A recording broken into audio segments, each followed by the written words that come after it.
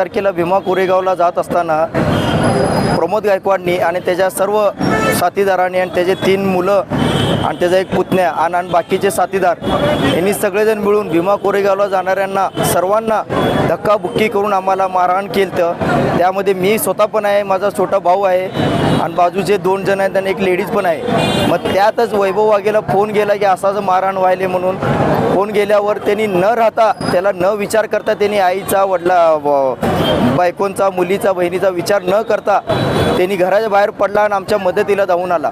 त्याला एकट्याला बघून एवढं मारहाण केले की अतिशय मारहाण केले. त्याच्या 6 तारखेला त्या मारहाणीमधून आहे ना मृत्यू झालेला आहे. माझं प्रशासनाला एवढंच विनंती आहे की जो आहे प्रमोद गायकवाड त्याला आता अटक आहे शरद पवार गटामधला, त्याला वरून मंत्रालयामधून त्याला सपोर्ट येत आहे की त्यांनी सुटण्याचे चान्सेस आहेत हे असं आमच्या कानावर येत आहे. मी फक्त विनंती एवढंच करतो की शरद पवार गटामधल्या शरद पवारांना की त्याला लवकरात लवकर पक्षामधून हकालपट्टी करावे आणि असल्या नेत्याला ठेवू नये. ही सोलापूरचा वाल्मिकी कराडच आहे.